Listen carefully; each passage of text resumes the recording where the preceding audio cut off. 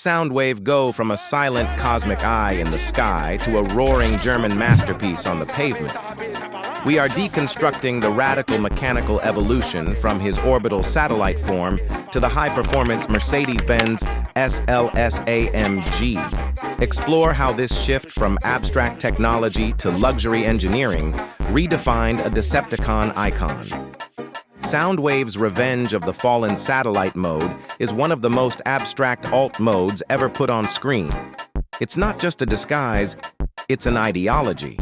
This isn't a vehicle, it's infrastructure. The design itself is intentionally alien. Fragmented geometry, asymmetrical panels, and no recognizable Earth-based engineering language. There are no wheels, no cockpit, no human reference points. Instead, it resembles a floating data organism, something closer to a space-borne nervous system than a machine. Functionally, this makes Soundwave less of a soldier and more of a cosmic information hub. He doesn't fight on the battlefield, he controls it. From orbit, he monitors communications, deploys Ravage, and acts as a central intelligence node for the Decepticons. This is where Soundwave becomes something almost godlike. He's omnipresent, untouchable, invisible. But that same brilliance comes with a limitation. A satellite doesn't interact with the world. It observes it. There's no physicality, no direct stakes, no presence in human-scale conflict. And in a film grounded in explosive, street-level action that creates a disconnect. Soundwave is powerful, but distant. By Dark of the Moon, that changes completely. Soundwave trades orbit for asphalt and becomes a Mercedes-Benz SLS-AMG. This isn't just a redesign, it's a tactical shift. Instead of hiding in space, Soundwave now hides in status. The SLS-AMG is instantly recognizable. Long hood, gull-wing doors, flowing curves. It's refined, symmetrical, and unmistakably human in its engineering philosophy. This is the polar opposite of his previous form's alien chaos, and that contrast is the point. Where the satellite was unknowable, the SLS is aspirational. It allows Soundwave to blend seamlessly into human society, appearing not just normal, but elite.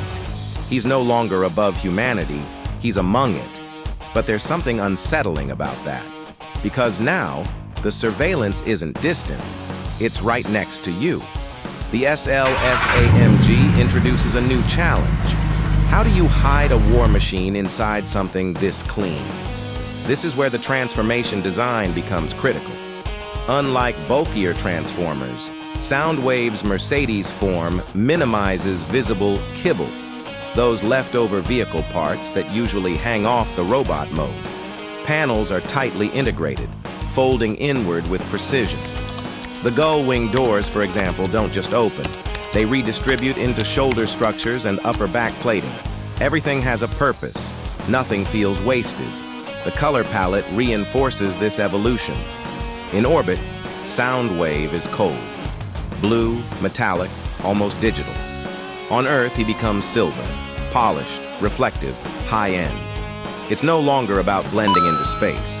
It's about reflecting the world around him. But the biggest change is scale and presence. As a satellite, Soundwave dominates through abstraction. As a car, he dominates through proximity. Now he can occupy the same physical space as humans, chasing, cornering, confronting.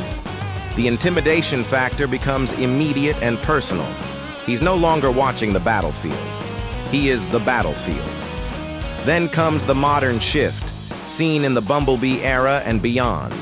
Here, the franchise begins to reconnect with its roots, bringing back more G1-inspired silhouettes. Soundwave's design becomes more blocky, more structured, more recognizable as a cohesive robot rather than a fragmented mass of parts.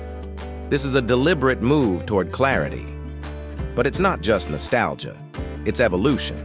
Modern rendering techniques, especially those emerging around 2026, have dramatically improved how these designs are presented.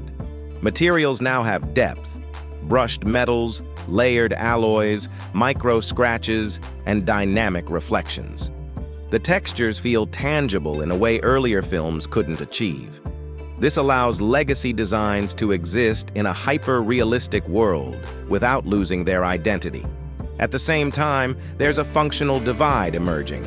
Stealth-focused designs, like the satellite or cassette-inspired forms, prioritize information and invisibility.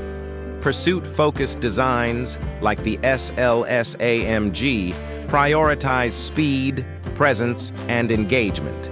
Each version of Soundwave reflects a different philosophy of power. So which version truly defines Soundwave? The satellite captures his omniscience, the Mercedes captures his infiltration, the retro designs capture his identity.